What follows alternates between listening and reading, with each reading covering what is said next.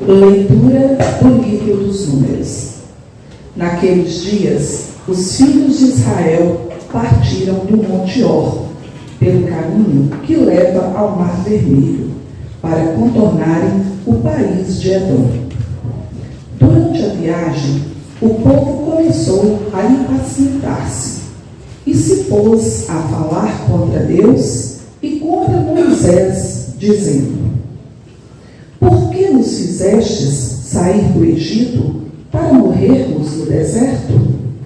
Não há pão, falta água, e já estamos com nojo desse alimento miserável. Então o Senhor mandou contra o povo serpentes venenosas que os mordiam, e morreu muita gente em Israel. O povo foi ter com Moisés e disse: Pecamos, falando contra o Senhor e contra ti. Roga ao Senhor que afaste de nós as serpentes. Moisés intercedeu pelo povo e o Senhor respondeu: Faze uma serpente de ouro, de bronze, e coloca-a como sinal sobre uma haste. Aquele que for mordido e olhar para ela, viverá. Moisés fez, pois, uma serpente de bronze e colocou-a como sinal sobre uma haste. Quando alguém era mordido por uma serpente e olhava para a serpente de bronze, ficava curado. Palavra do Senhor. A resposta ao salmo será cantada. Das obras do Senhor, ó meu povo, não te esqueças. Das obras do Senhor, ó meu povo, não te esqueças. Das obras do Senhor, ó meu povo, não te esqueças. Escuta, ó meu povo, a minha lei. Ouve atento às palavras que eu te digo. Abrirei a minha boca em parábolas. Os mistérios do passado lembrarei. Das obras do Senhor, ó meu povo, não te esqueças. Quando os feria, eles então o procuravam. Convertiam-se correndo para ele. Recordavam que o Senhor é sua rocha e que Deus, seu Redentor, é o Deus Altíssimo. As obras do Senhor, ó meu povo, não te esqueças. Mas apenas o honravam com seus lábios e mentiam ao Senhor com suas línguas. Seus corações enganadores eram falsos e infiéis. Eles rompiam a aliança.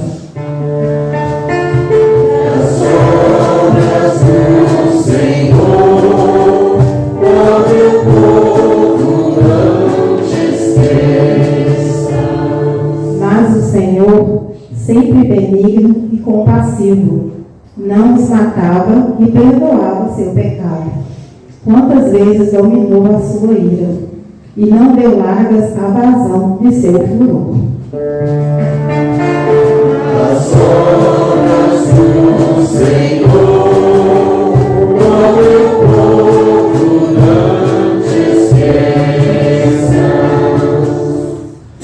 Leitura da carta de São Paulo aos Filipenses. Jesus Cristo, existindo em condição divina, não fez do ser igual a Deus uma usurpação, mas ele esvaziou-se a si mesmo, assumindo a condição de escravo e tornando-se igual aos homens.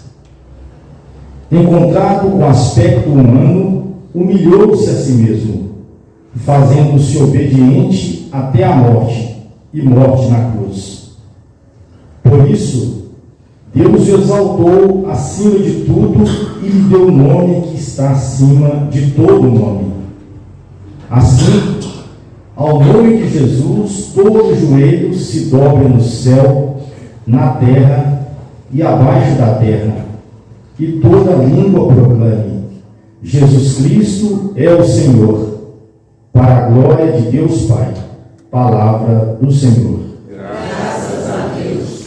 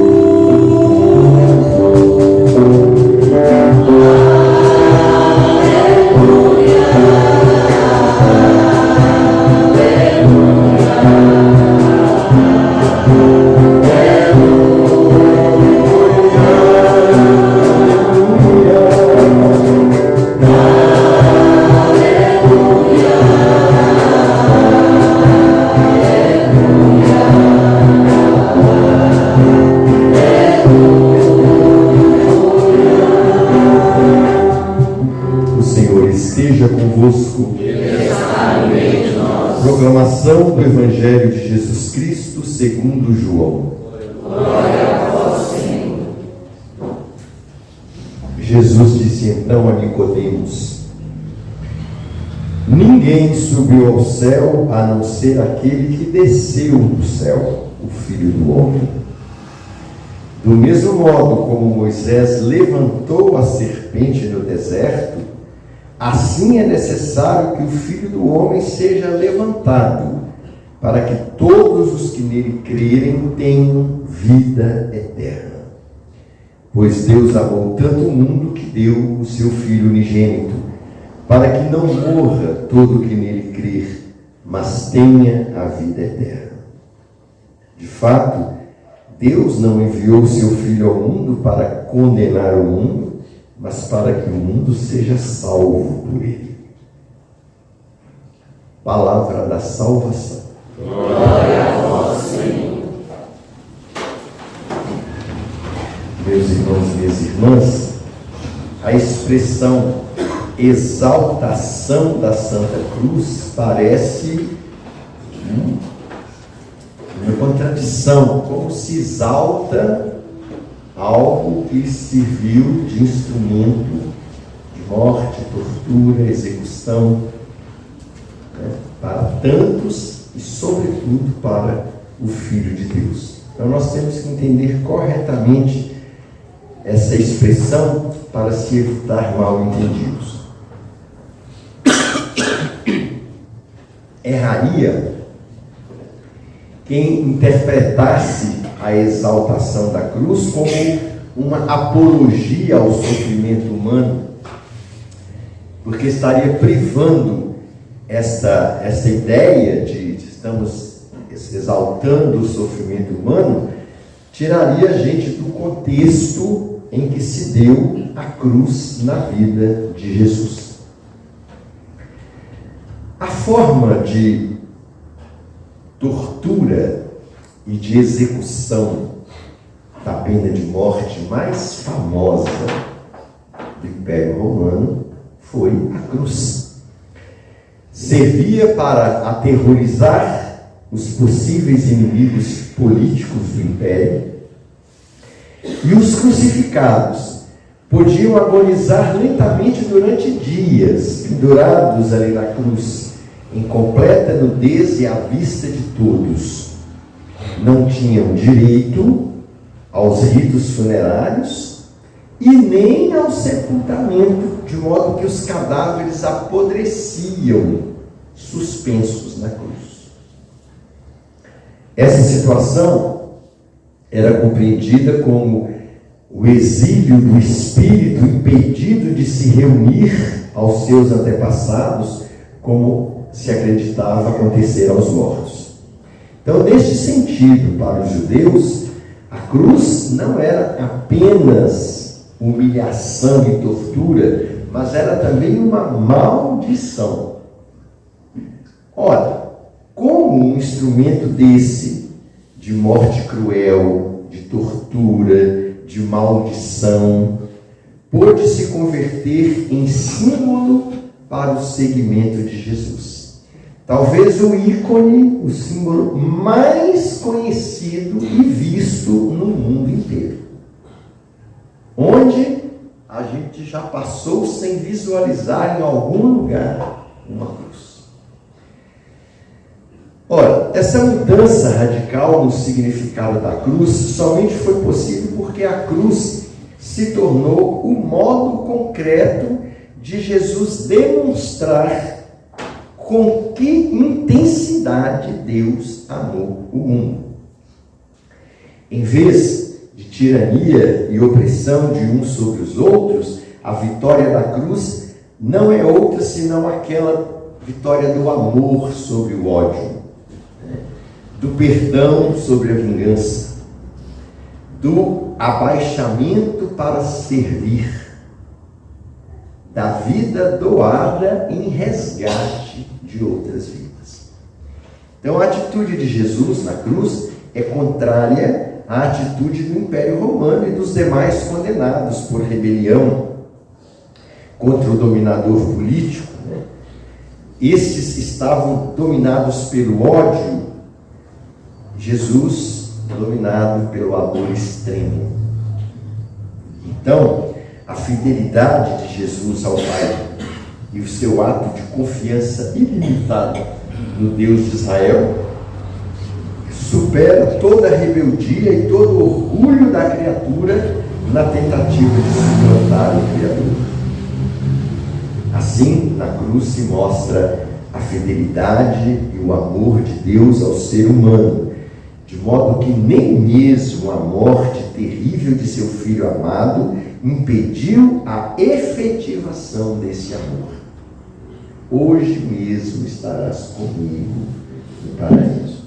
Pai, perdoai-lhes, porque não sabem o que fazem. Tudo isso vem da cruz, né? Então, Jesus suspenso na cruz é ao mesmo tempo o sinal do amor extremo de Deus pela humanidade e também do amor humano na fidelidade a Deus. E é o que ele demonstra. Esta é a vitória da cruz. Se a gente prestou atenção nas narrativas das leituras de hoje, a gente retomou uma passagem muito conhecida e muito emblemática do Antigo Testamento, acontecida naquele período dos 40 anos de travessia do deserto até chegar na terra de Canaã, na terra prometida. Às vezes nós pensamos que a coisa foi assim: abriu o Mar Vermelho, os hebreus passaram, daí um mês estavam lá. Não foram 40 anos acampando aqui, acampando ali, em pleno deserto, e isso gerou muito sofrimento, às vezes fome, às vezes frio, às vezes sede, às vezes pestes, né? E quando essas coisas começavam a acontecer, vinha aquela famosa saudade da escravidão. Se a gente tivesse ficado lá, a gente estaria apanhando, mas pelo menos estava bebendo água e estava comendo pão. É a mentalidade dos saudosistas da escravidão. Então esse povo, numa dessas situações aí, procura Moisés de uma forma desaforada. Por que Deus nos tirou daqui? Nós estamos cansados de sofrer, até esse pão michuruca que cai do céu de vez em quando para nos alimentar, nós estamos enjoados disso. Pão era um maná, né? Aquele orvalho da manhã que ao tocar a terra se transformava numa massa e as pessoas comiam como se fosse pão. Então estamos enojados disso. E a gente vai vendo que aí, depois dessa rebelião, dessa blasfêmia contra Deus, uma certa noite, o grande acampamento dos hebreus foi invadido por serpentes. No deserto, elas estão lá, olha lá o Pequeno Príncipe, né? A primeira coisa que ele encontra embaixo do deserto de Sahara é uma serpente. Então, e essas serpentes, essa invasão de serpente, trouxe uma moléstia, uma doença. Muita gente começou a morrer picado pelo veneno da serpente. Nessa hora, o povo se lembra da grande blasfêmia contra aquele que os protegia no deserto e corre a Moisés: por favor, chega, pede a Deus, né, que nos salve, que nos livre disso. Muita gente vai continuar morrendo. E Deus inspira Moisés numa atitude muito interessante. Olha, pega uma serpente dessa, transforma em bronze, pendura numa haste no meio do acampamento, e assim todos aqueles que forem atraídos por ela e olhar para ela vão se sentir desenvenenados, vão se sentir curados. É a grande sabedoria popular. O veneno da serpente se combate com o próprio veneno da serpente, é o soro antiofídico, né? Essa é sabedoria milenar.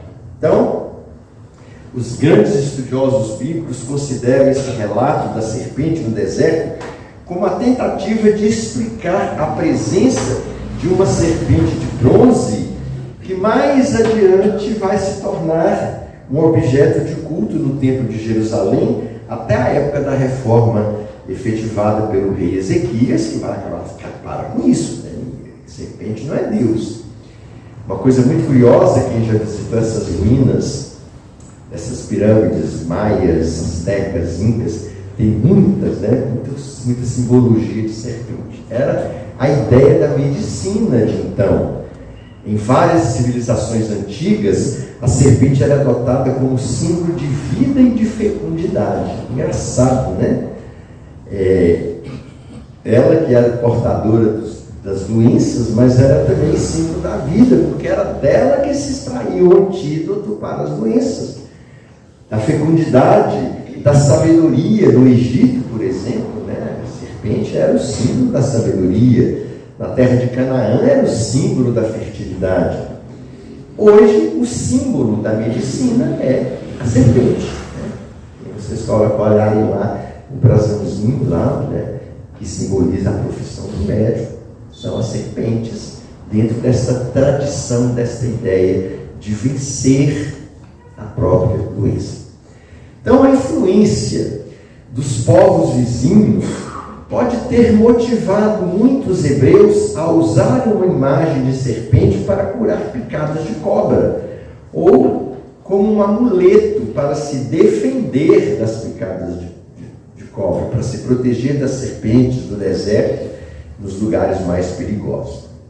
Muito bem, então durante aquela peregrinação pelo deserto, eles ficaram, como eu disse, impacientes por causa da rota difícil, né, do caminho indireto para a terra da promessa, que não chegava nunca, e por isso se rebelaram e, como consequência, foram mordidos por serpentes ardentes. Os hebreus se arrependeram, como eu disse, e clamaram ao Senhor, né, que ordenou então a Moisés o uso da serpente de bronze para que todos fossem curados. Era, digamos assim, um senso comum representar numa imagem o causador do dano, pois acreditava-se que, ao ter em uma imagem diante dos olhos, o ser humano podia controlar, né, os efeitos maus causados por aquele objeto. Então, o eixo no qual esse episódio se move é a confissão dos pecados, né? Todos pecamos, Senhor, todos pecamos, Moisés, da parte da comunidade. E a resposta misericordiosa do próprio Deus, que salva-os da morte mediante um símbolo que, a partir daí, passa a prefigurar o Redentor redentor definitivo do pecado e da morte, Jesus Cristo. Por isso que no Evangelho Jesus lembra a Nicodemos este episódio, né? E nós encontramos o verdadeiro sentido da cruz no cristianismo. Esse episódio é citado por Jesus para mostrar o paradoxo da cruz, né? Se de um lado é sinal de rebelião contra Deus e de nossa salvação por causa do amor de Deus para conosco, as duas coisas. Parece um símbolo de morte, mas vai ser a fonte da vida eterna para todos. Parece um elemento de execução para a morte, e Jesus transforma aquilo no trono da doação, da vida, da graça, do perdão, da misericórdia, da reconciliação. Em ambos os casos, tanto o de Moisés lá no Antigo Testamento, como o de Jesus no Evangelho, o ser humano está sempre sob uma sentença de morte, né? Como consequência dos seus próprios males, né? A transgressão da lei. E ao mesmo tempo, Deus está sempre visto como um juiz misericordioso, que apesar de tudo, provê Ele mesmo o meio de libertação dessa sentença, para que o ser humano receba a vida e não a morte. Então Deus não nos trata conforme nossos pecados nos fazem merecedores. Deus nos suplanta, porque Ele nos redime e nos valoriza como filhos e filhas seus. Então, ao relacionar o relato de Moisés com o seu próprio, pelo qual Jesus vai oferecer sua vida na cruz quando for levantado na terra, e ele diz: eu atrairei todos a mim, lembrando aquele fato, quer dizer, esse elemento de morte atrairá o olhar de todos aqueles que acolhem a graça de Deus, e todos serão salvos das suas mortes, né? Dos seus pecados, dos seus males, a partir desse que não é mais a serpente, mas é o próprio Filho de Deus, que se torna o antídoto contra o mal do mundo. Então, a gente vai vendo que Jesus não estabelece uma comparação entre ele e a serpente, não é isso, mas ele ressalta a libertação que se realizou em ambas as situações, né, por meio de uma elevação. Lá, a libertação da doença. Aqui, a libertação completa da vida, da morte. Significa então que a exaltação de Cristo, a sua elevação, como ele mesmo fala, né? Quando é necessário que o Filho do Homem seja levantado para que todos os que nele crerem tenham a vida eterna, pois Deus amou tanto o mundo que deu o seu Filho unigênito para que não morra todo o que nele crê, mas tenha a vida eterna. Deus, de fato, diz Jesus, não enviou o seu Filho ao mundo para condenar o mundo, como tantas pessoas pensam e vivem esse tempo todo nessa coisa desse Deus que condena, né? Mas para que o mundo seja salvo por ele. E o antídoto da nossa morte, do nosso pecado, é o próprio Filho de Deus, que, portanto, é elevado para nos atrair todos a si. Significa, então, que a exaltação de Cristo é a condição para a introdução da humanidade, do ser humano, na casa do Pai, no âmbito celeste. Todos nós, com Cristo, somos elevados de cidadãos terrestres para cidadãos celestes. Então, a elevação de Cristo é a nossa também. A nossa dignidade muda. Então, nesta elevação, nesta ascensão, é que o ser humano passa a ter vida em Cristo. A vida eterna, como eu sempre costumo dizer, que já se inicia neste mundo para aquele que se decidiu por Cristo e fez adesão da própria vida àquela oferta realizada na cruz. Aqui, para nós, já é o começo da vida eterna. Sempre insisto nisso. Quando eu estiver na vida eterna, tem lá depois da minha morte? Não. Eu sou o pão da vida, quem crê em mim tem no presente vida eterna. Hoje mesmo estarás comigo no paraíso.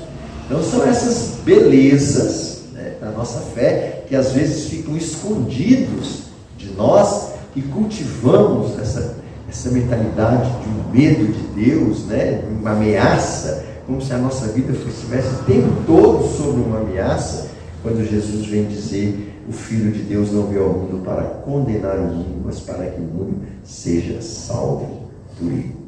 Então, Jesus, elevado na cruz, aparece assim como o vencedor da morte, o doador da vida, para que todos os que crerem nele se associem à sua oferta de vida ao Pai.